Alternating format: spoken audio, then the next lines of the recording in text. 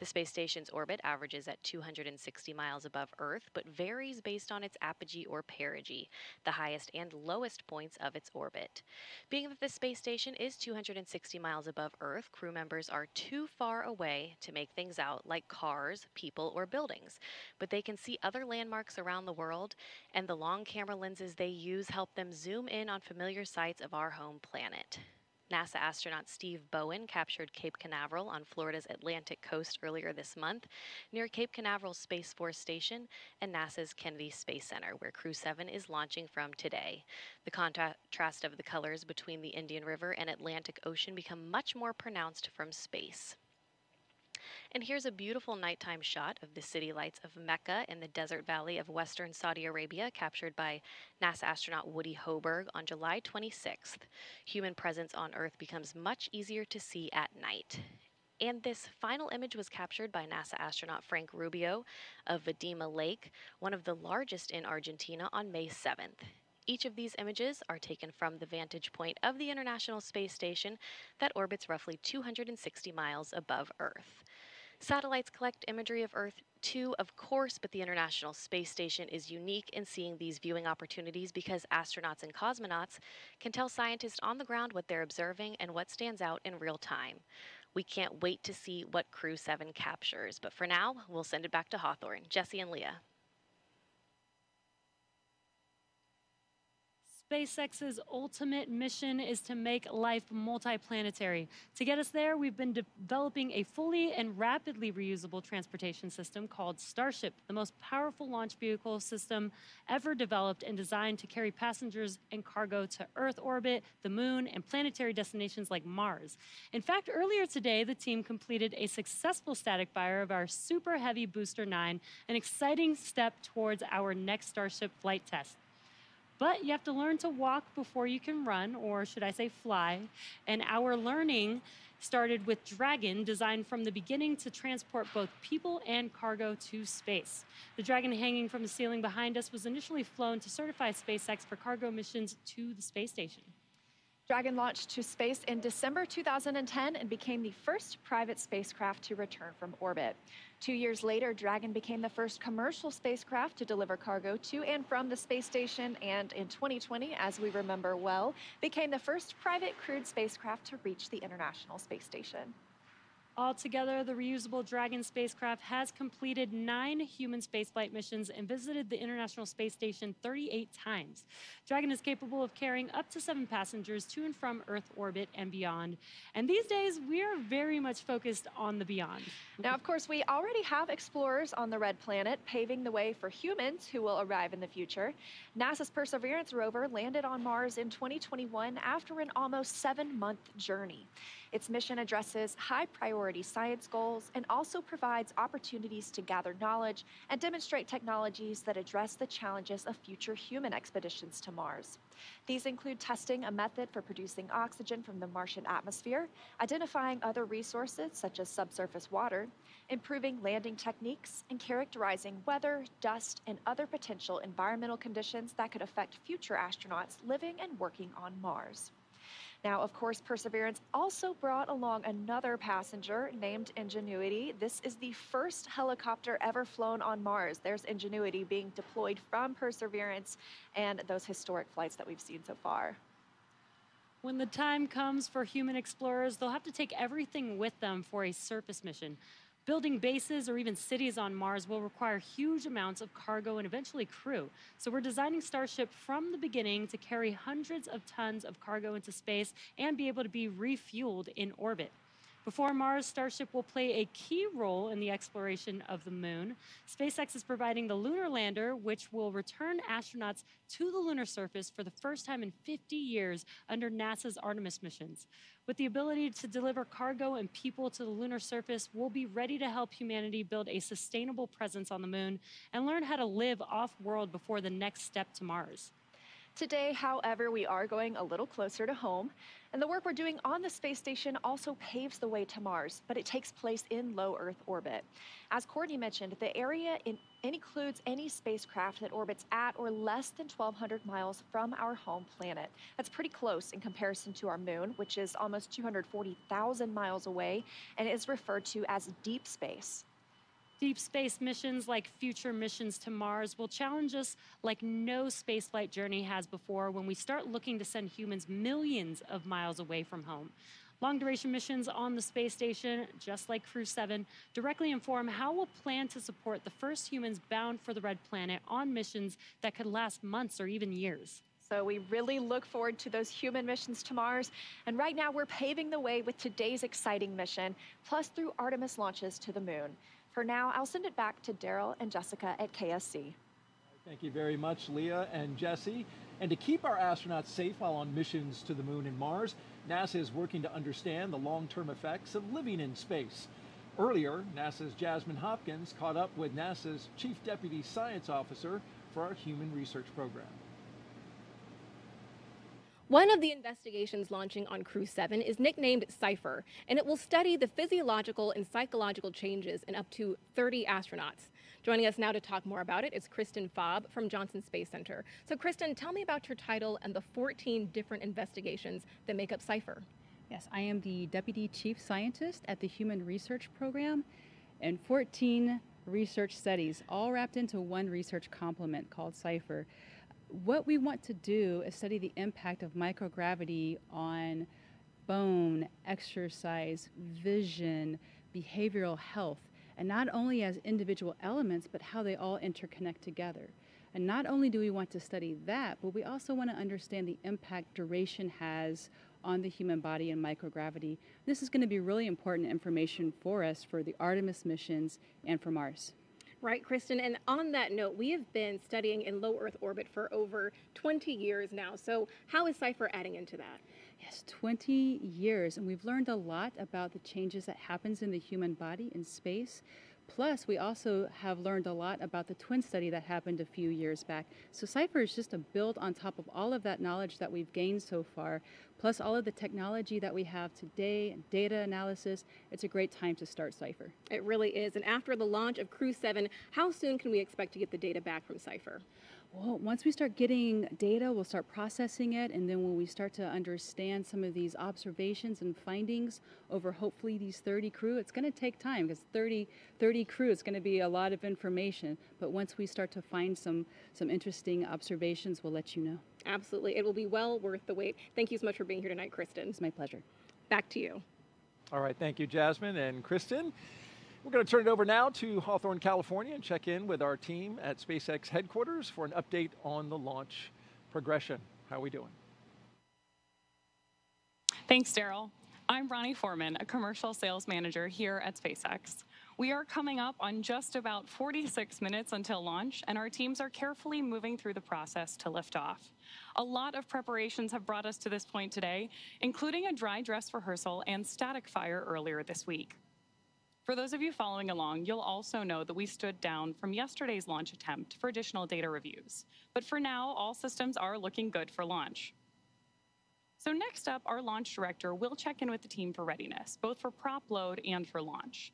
The 7 SpaceX responsible engineers, often called REs, indicate that they are go by voting electronically.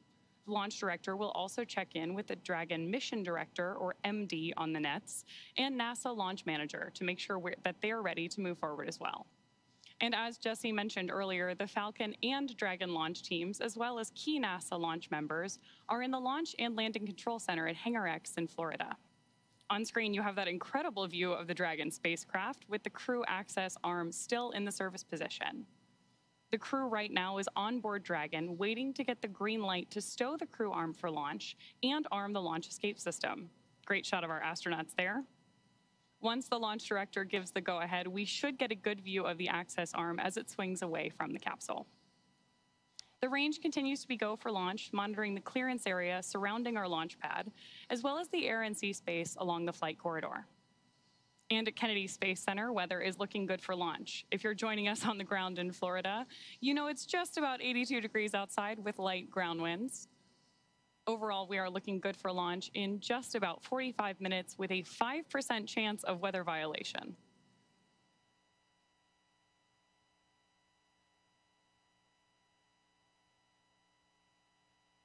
Right now, we are listening in for that readiness poll announcement and instructions to our launch team.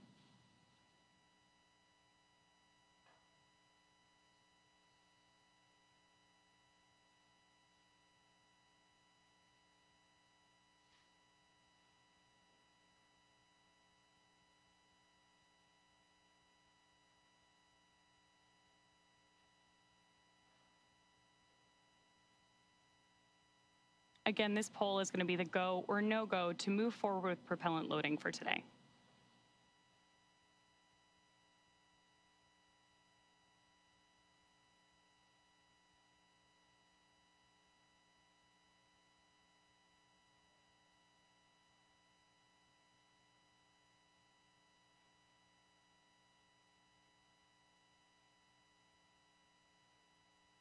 As soon as that briefing ends, we should see that crew access arm, which you can see lit up on your screen right now, immediately start to move away from the capsule when that stow procedure begins.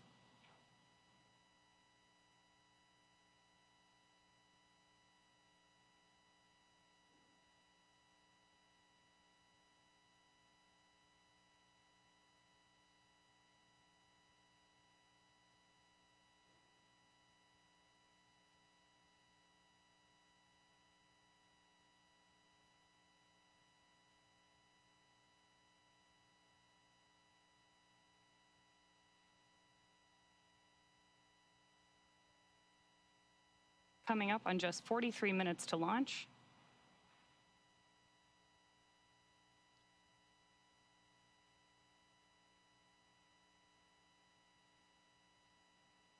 Great nighttime views of our Falcon 9 and Crew 7 capsule there on the screen. SpaceX Dragon. Go ahead, Dragon. We didn't hear the poll for prop load and launch readiness. We're just giving a call.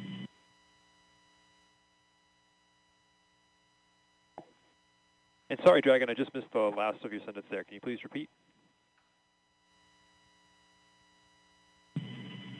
Yeah, from Dragon, we just polling didn't is hear complete. the poll for The prop joint load. NASA and SpaceX teams have pulled go for LES arm, propellant load, and launch. For all operators in MCCX and Hangar X, both control rooms go into lockdown in T-minus 45 minutes and will remain in that state until the launchscape system is disarmed. All operators are to remain at their console, maintain a sterile cockpit until MD confirms successful disarming the launchscape system following orbit insertion or propellant offload in the event of a scrub. For non-urgent, no-go conditions, brief the CE or LD and they will approve aborting the countdown. For urgent issues affecting the safety of the operation, operators shall call hold on the countdown net. Launch control will abort the launch audio sequence immediately and proceed into launch abort. At T-minus 10 seconds, launch control will be hands-off and relying on automated abort criteria for the remainder of the count. Operators advise the launch director whether structural breakup or fire is imminent or occurring per Dragon manual escape flight rules. Launch control at this time, you may proceed with arming the crew arm for movement. Copy, proceeding to arm crew arm for movement.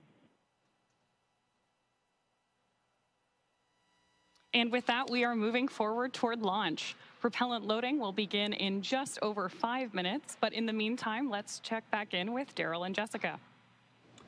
All right, thank you very much, Ronnie. Crew access arm retraction started. We now have crew access arm retraction. So if you look in your screen, you can see there the crew access arm moving away from the Dragon. Another great shot of it there, articulating away. It takes about 90 seconds to 2 minutes to move away, and this is a critical milestone, Jessica, as that arm moves away, because now that means if the astronauts needed to get off that rocket for whatever reason, they could either bring the arm back quickly, and it can move, as I understand it, a lot faster than it's moving now in the case of an emergency egress, or they would move forward and arm the launch escape system. That hasn't been armed yet. So this is the moving and stowing of the crew access arm so that we can clear that away from the rocket and get ready to lift off.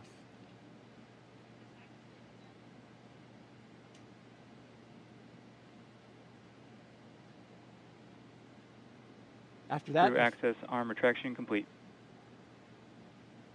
we're now waiting to hear that Dragon is go for Section 7, closing the visors and arming the Dragon launch SpaceX, escape system. you are go for Section 6, close visors and arm launch escape system.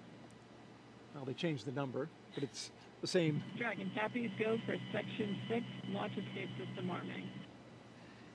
Same milestone.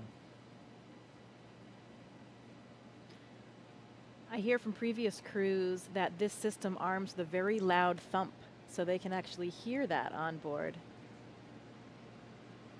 Which makes sense. You've got those engines, those Super Dracos, SpaceX, which are Dragon visors closed, arming launch escape system. right there next to their heads, right? You know, because Copy, those, your go.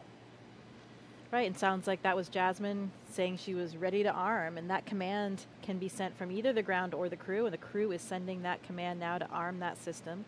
And that launch escape system is, of course, the system capsule itself with the crew inside in the event of... Just a moment ago was a call to the crew.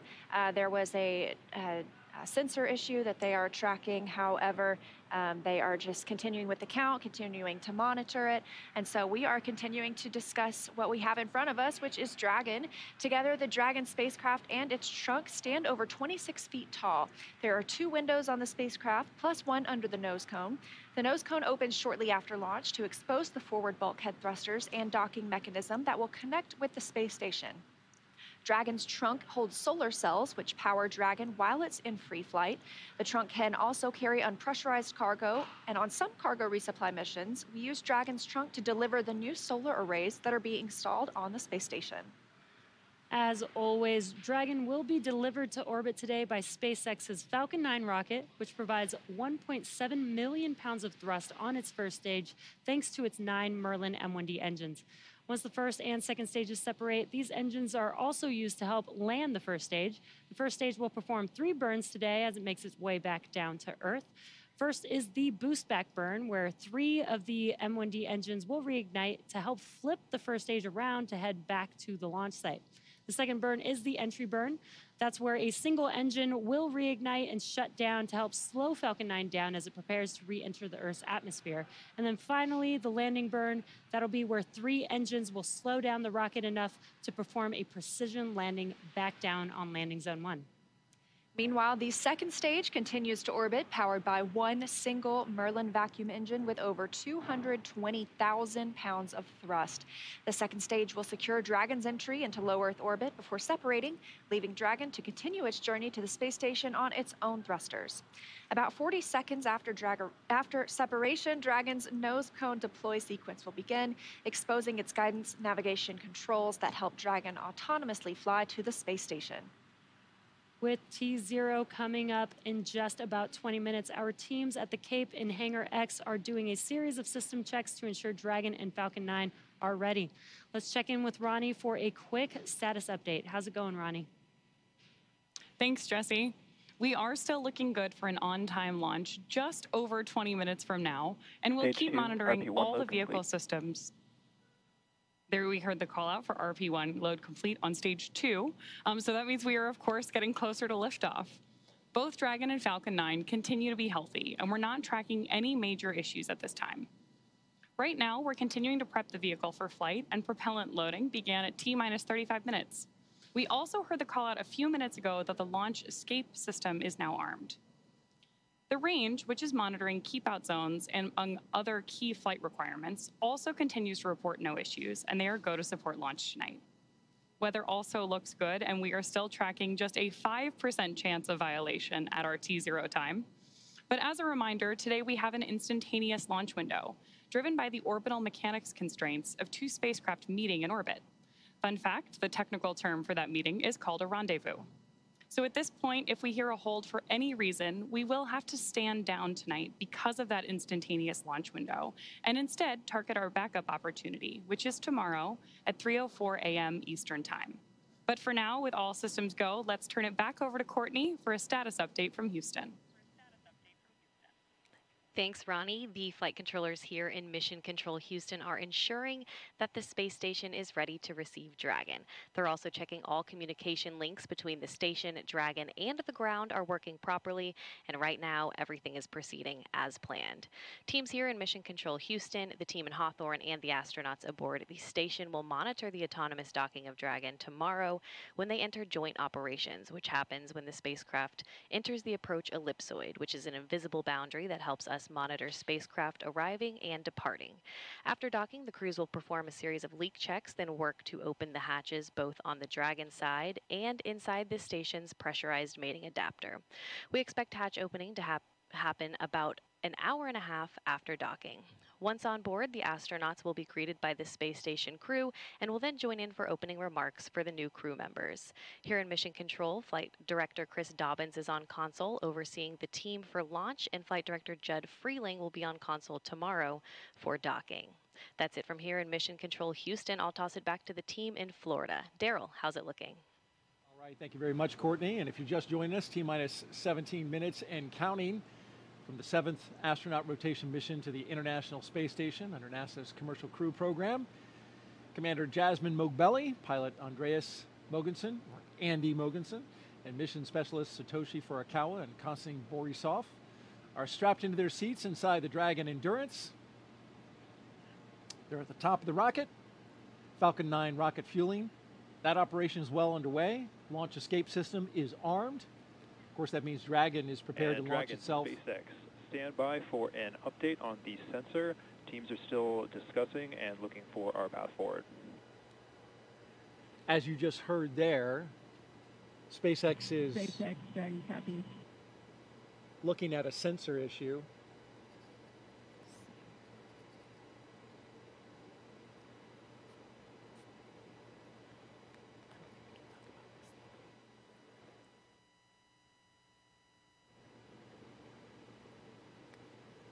And so trying to determine if the sensor is giving good data, good reading, or if... Startup stage 2, locks loading. If they're looking at something else. Of course, we'll keep close tabs on that. In the meantime, propellant load continues. I think sometimes you have hits on sensors for other reasons. We want to make sure that we are getting an accurate reading of what's happening with the system they're looking at. Probably trying to decide if it's a real signal or if it's a hit from some other reason. There's a lot of redundancy in the systems, as you mentioned, and those sensors have to make sure that the engineers understand exactly what they're looking at. So we'll, again, keep tabs. In the meantime, here's a little bit about Crew 7. Lieutenant Colonel Jasmine Mogbelli, a military helicopter test pilot. There she is. She hails from Long Island, New York. She's a mother to 2 twin girls, and she is the mission commander. This is pilot Andy Mogensen's second trip to space station. His first was as the flight engineer for the ESA IRIS mission in 2015. Mission specialist Satoshi Furukawa's interest in space began when he was 5 years old and he saw the Apollo 11 moon landing on TV. And mission specialist Konstantin Borisov was selected to be a cosmonaut in 2018, and this will be his first trip to space.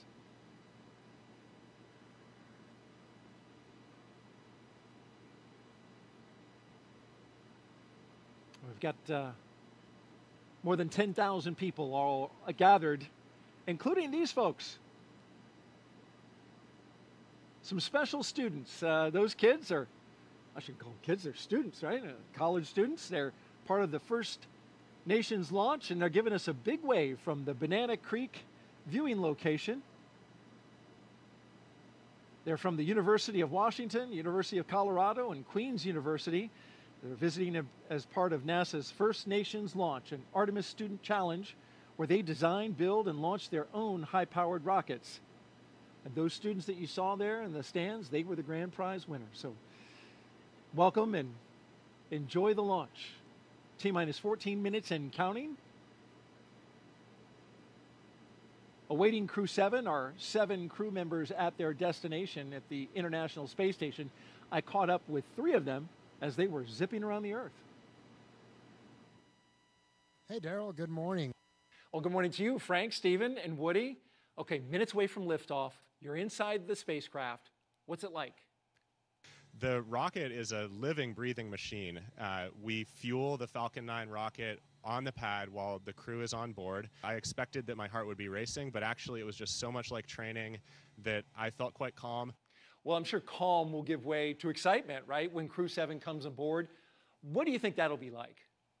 More than anything, it's your friends coming up to station, right? And so you get to hug and greet your friends that you haven't seen for several months. And it's always just a really fun reunion. You know, they're coming on board. They're going to live on board. It's really exciting to greet them as new friends and crewmates. Well, those new friends and crewmates, will you have any advice for them when they come on board, like things to do, things not to do?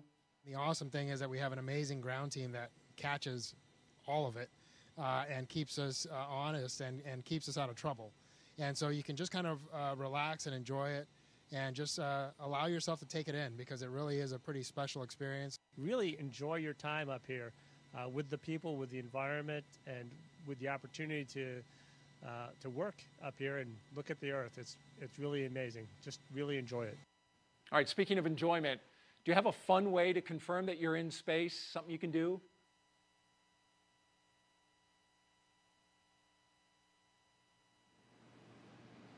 You want to give that move a score, Jessica? I don't know. It required assistance from 2 crew members, so I don't know. I'll give it an 8.5. Okay, that was very kind. All right, well, before the Crew 7 got into their spacecraft, they got a picture with the Falcon 9 booster that will take them up into space.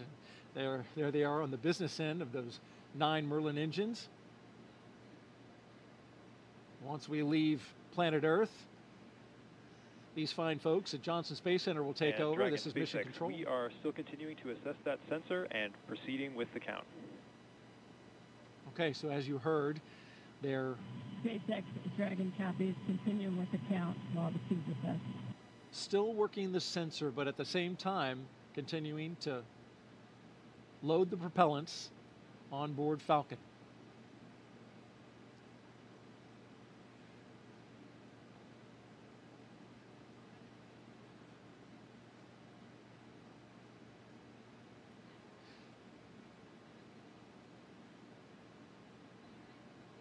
So Jessica, as we count down these last few minutes, you've got the launch team. They're taking a look at a sensor and some of the readings there. At the same time, we're proceeding forward, and they're communicating with the astronauts inside. And so as we get down to these final minutes, any thoughts?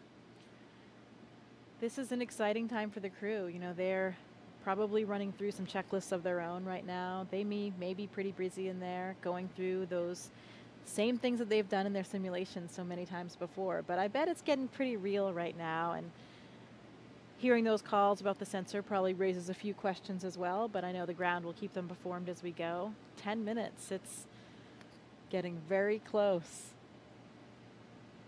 Indeed it is. And tracking everything are Leah and Ronnie at SpaceX headquarters in Hawthorne, California. Will take us through the rest of the count. Thanks, Daryl. Our next major countdown event will be at the T-minus 10-minute mark, so coming up here, And when the Dragon Falcon 9 SpaceX, launch stand by for display configuration.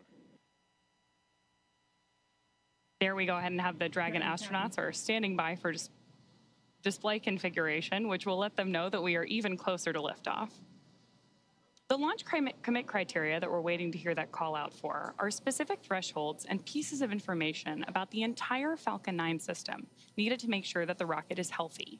Of course, we do have many systems in place to ensure that the rocket and crew are both safe leading up to liftoff and during flight.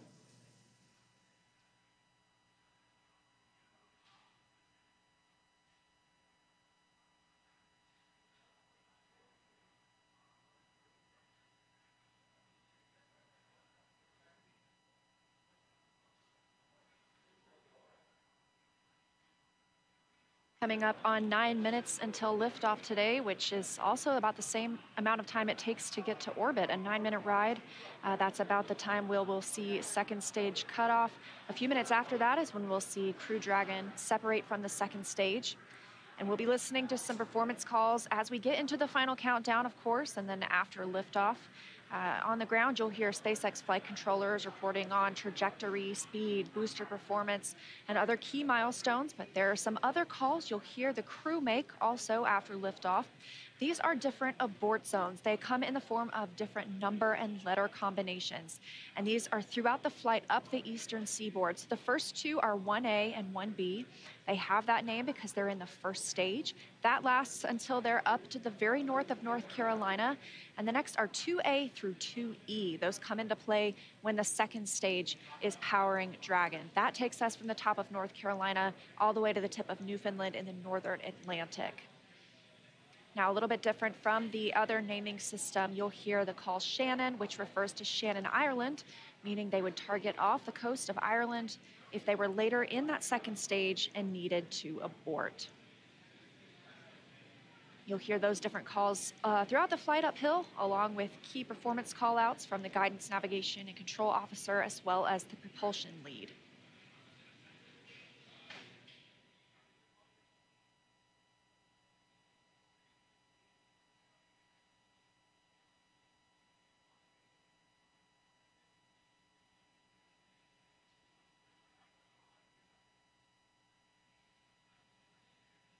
One of the next callouts that we're listening for is the announcement that Stage 1 engine chill has started.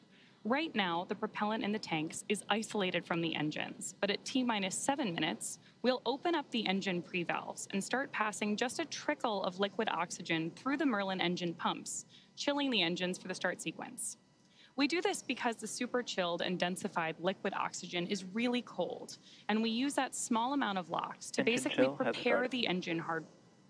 There's the call out for engine chill. So now we're basically preparing that engine hardware to flow all of the LOX and propellant into it during flight. Next up, we should hear the call out for Stage 1 RP1 load completion. And Dragon SpaceX, stand by for final go, but please confirm crew displays are configured for launch. SpaceX Dragon, crew displays are configured for launch. All right, we heard their crew displays. Those 3 screens from which they can monitor the mission are configured for launch. Stage 1, RP1 load is complete.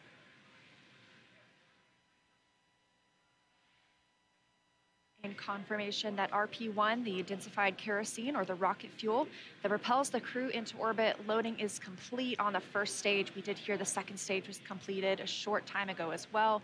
Now, T-minus 6 minutes until launch. We are still loading liquid oxygen on the first and second stages. This is the oxidizer we need to combine with the densified kerosene that just finished loading.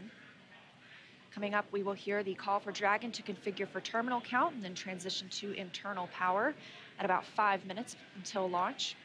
Then we'll hear the propellant tanks on Falcon 9 are getting ready to pressurize, adding some additional rigidity and structural support as we get ready for the strong back to retract. It'll move just a couple of degrees at first, and then we'll see it swing open completely at the moment of liftoff.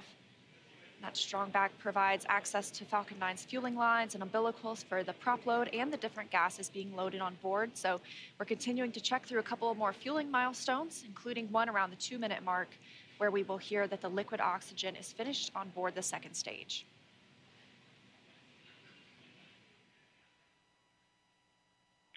Dragon is configured for terminal count, and Dragon's on internal power. Falcon tanks are pressurizing for strong back recheck.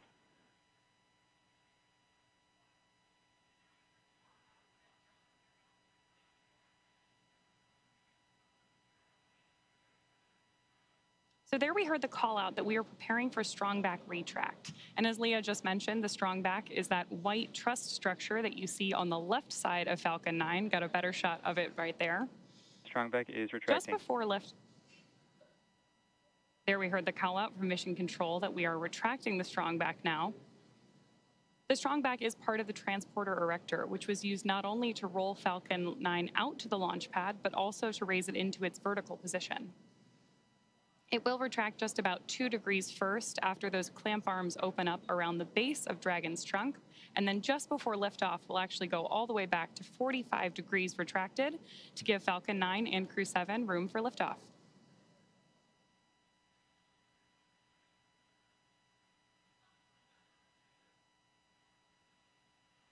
Now under 4 minutes until launch. Next up, we're looking for the first stage liquid oxygen loading to finish at T-minus 3 minutes. You're starting to see some white clouds on your screen. That is vapor, it's normal. We'll continue to see that build up as we get closer to launch. Obviously, this liquid oxygen that we're loading is super chilled, so a little bit of that will boil off in the hot Florida air.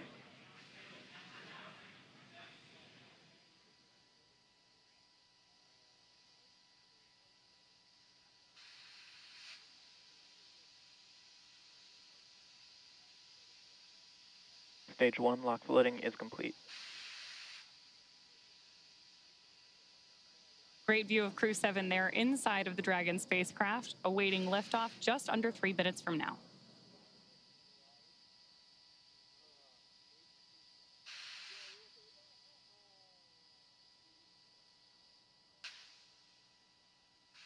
Dragon is in terminal count.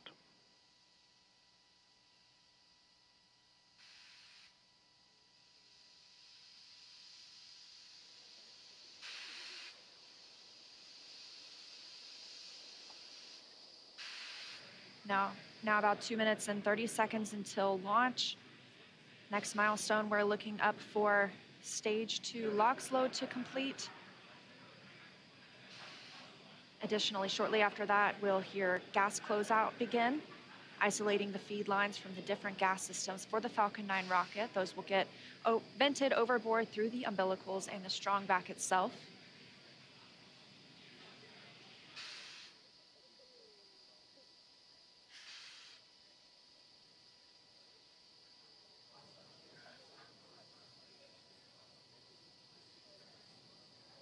Stage 2 LOX loading is complete.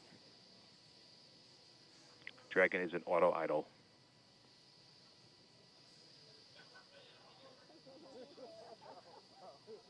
Confirmation that stage 2 LOX load is complete. Dragon and Falcon 9 fully fueled. Gas closeout has started. Expect loud venting. There's the gas closeout call that we expected. Additionally, we will be in auto idle. This puts the rocket in a state the flight computers understand before it takes over, making sure the transition to final countdown is smooth. Coming up at T-minus 1 minute, we'll hear that Dragon is in countdown. Its computer will switch to countdown mode. We'll also hear that the flight termination system on Falcon 9 is armed. Falcon 9 is in startup. Dragon's in terminal count.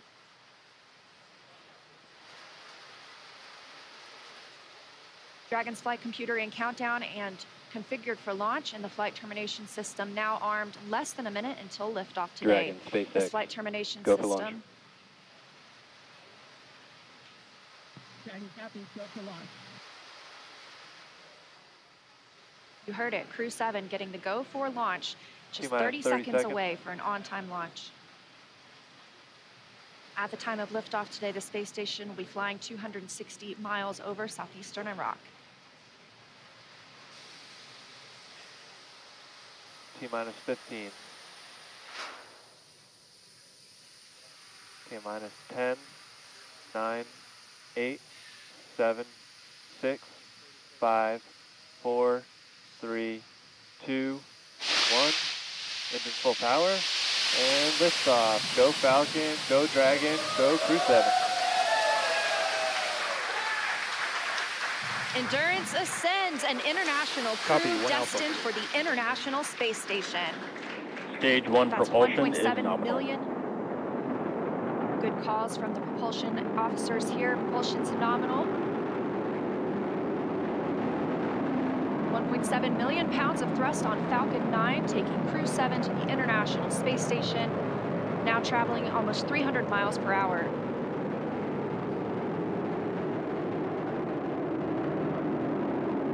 Nominal power and telemetry. We are just about T Stage plus 1 throttle down. 45 seconds into the 7th rotational crew mission on board Dragon and Falcon 9, and right now the vehicle is throttling down to help us pass through the period of maximum dynamic pressure.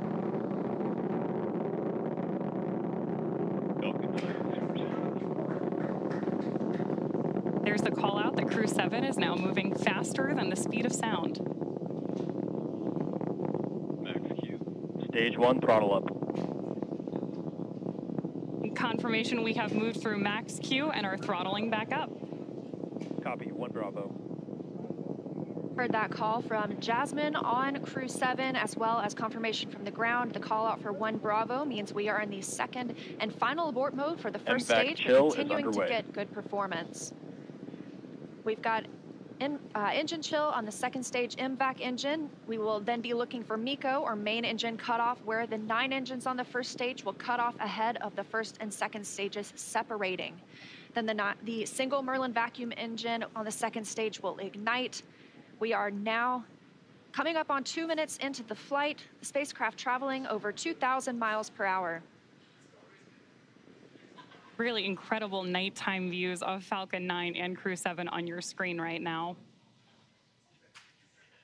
So as Leah just mentioned, we are keeping an eye on a couple of critical flight milestones coming up back to back here. Stage 1, throttle Those are down. going to be MECO, so main engine cutoff now that we're throttling down stage 1, followed by stage separation and second stage ignition. Main engine cutoff. Stage separation confirmed. Copy, 2 Alpha. MVAC ignition.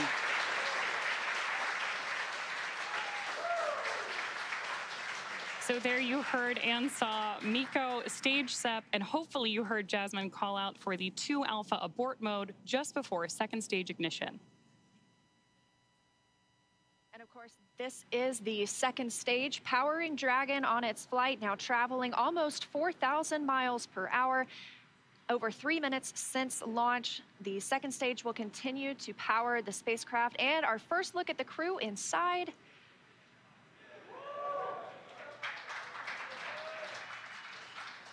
We'll be standing by for SECO. That's the next major milestone for this second stage engine. That comes shortly before 9 minutes into the flight, so we've still got some time on this engine. So right now, while Crew 7 makes its way to orbit, our first stage booster is making its way back to land. So you may hear the call-outs here on the net shortly that we are in the middle of our boost back burn.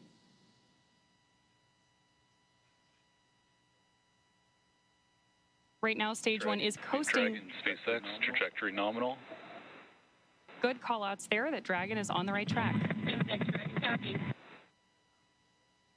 And confirmation from Commander Jasmine Mogbelli. Also, as we've heard, nominal trajectory. That's the guidance, navigation, and control officer here at SpaceX stating that we are on the correct path. Dragon's pointed in the right direction.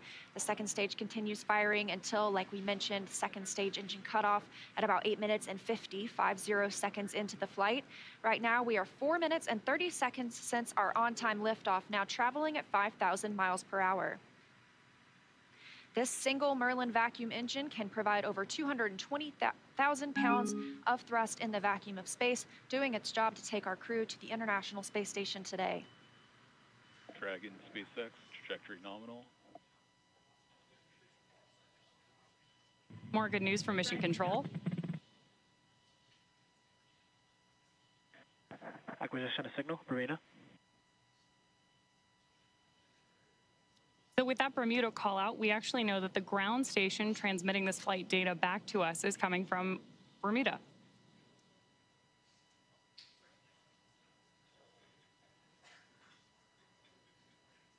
The crew is currently pulling a little more than 1 G as the second stage engine continues to propel their flight.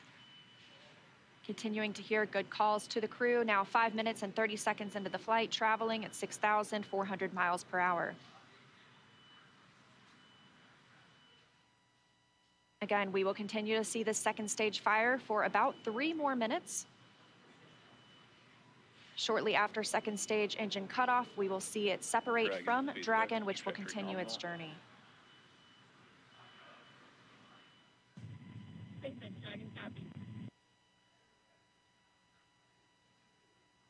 Now, at this point in the flight, we are just about 15 seconds away from stage 1 entry burn start. At this point, the center engine on Falcon 9 will be lit for just about 10 seconds to help us slow the vehicle down as it re-enters the Earth's atmosphere.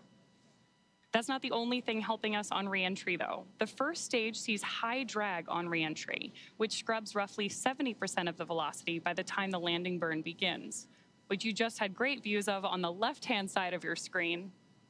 Florida Space Coast beginning to come into view in the background. All while Crew 7, of course, on the right-hand side of your screen, lit up by that MVAC engine, continues on its way to orbit.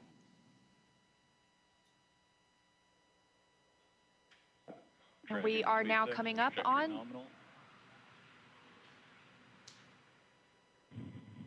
continuing to get good calls as we reach almost 7 minutes into the flight.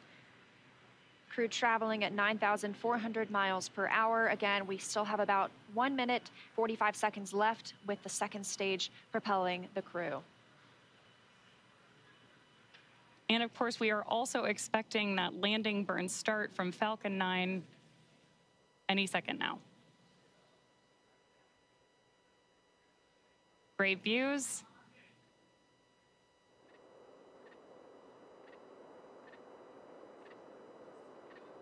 Stage 2 FTS was saved.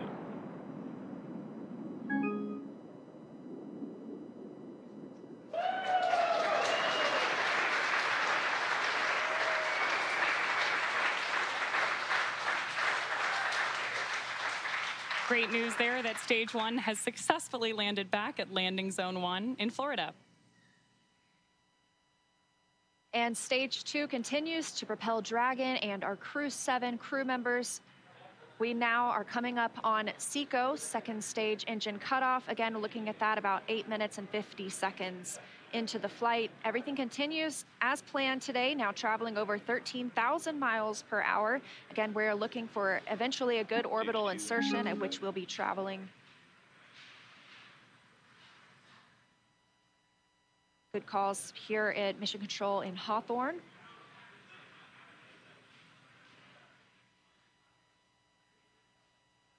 And we are standing by for second stage engine cutoff. Copy, Shannon. Heard that call for Shannon. That is the call out for Shannon, Ireland, the final abort zone.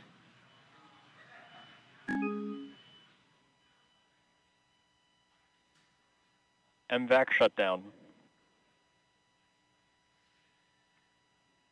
There's audio confirmation, and you can see on your screen that we have had successful second engine cutoff 1 of our MVAC engine. Dragon SpaceX, nominal orbit insertion. Dragon. And good news there that Crew 7. Nominal orbital insertion. Dragon SpaceX launch Awesome to hear. Disarmed.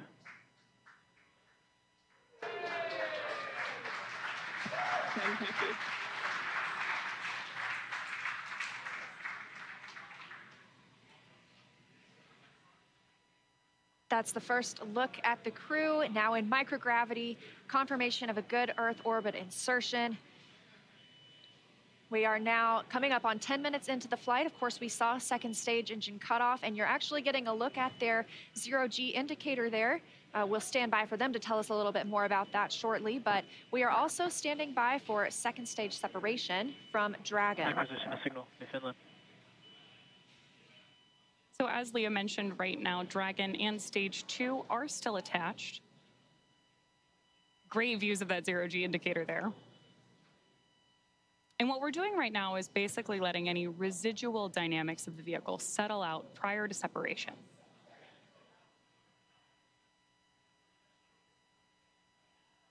We are expecting that separation event in probably about 90 seconds. Crew looks like they're having a great time up in space, too. And as we stand by for that separation, shortly thereafter, we'll be looking for the nose cone to begin deploying. That command will be sent, and we'll see it open shortly after. We'll need the nose cone to open to expose those forward bulkhead thrusters, as well as the docking mechanism with which they will use to link up with the International Space Station. After their ride, it's almost 30 hours long.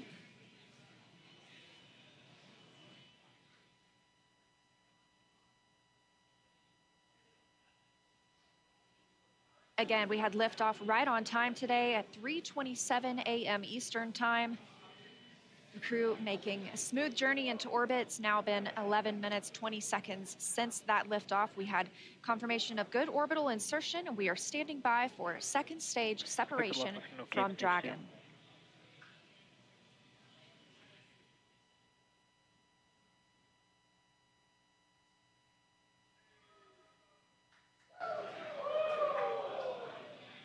Great views of mission control here in Hawthorne, California. And the SpaceX team standing in the background, standing by for Dragon separation.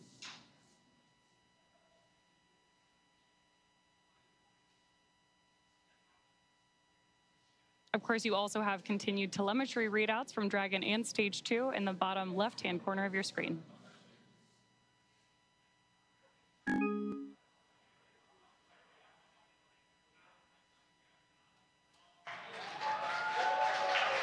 Dragon separation confirmed. Crew 7, on behalf of the Falcon team, I'd like to welcome you to orbit, and we hope you enjoyed the ride on Falcon 9. Space travel is difficult, even though you make it look easy, so thank you for trusting us to get you up there. It's not a bad way to spend a day in the office.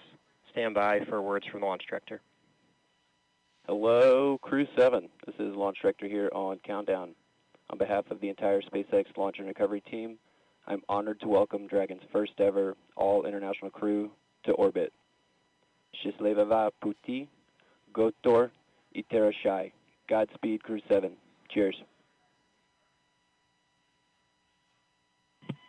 SpaceX, thanks for the ride. It was awesome. On behalf of Andy, Satoshi, Koshi, and I, we'd like to thank the multitude of people who've led us to this unique moment.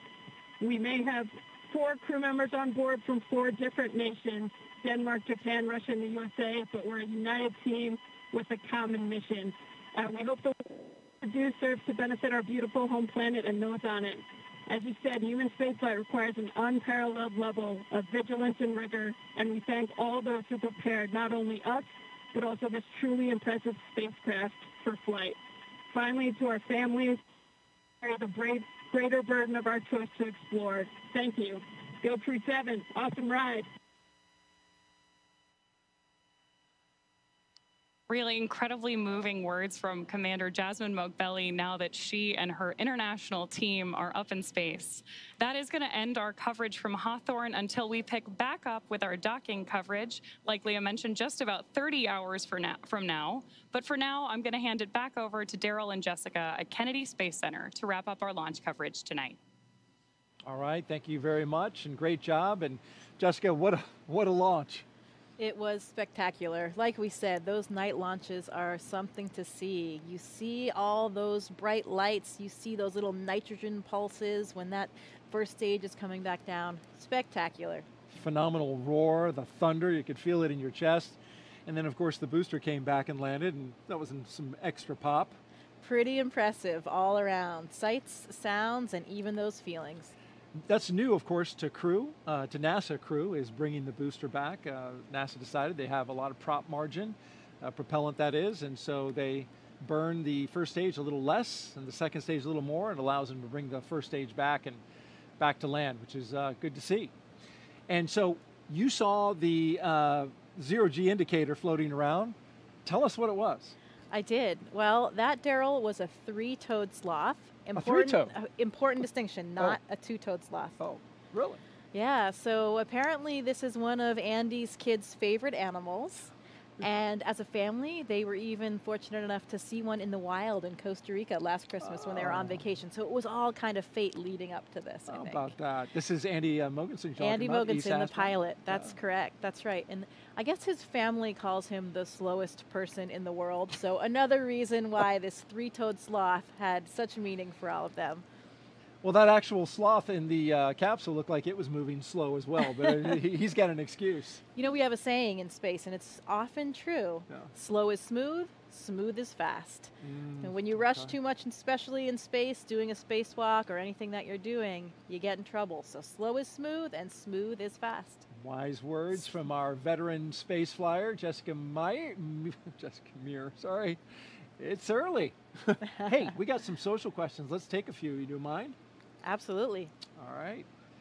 Well, let's look on our screen here, and Here we've got one that says, come Sunday morning. Beautiful shot right there, though, of the spacecraft looking out the back. Boy, that is high-resolution image.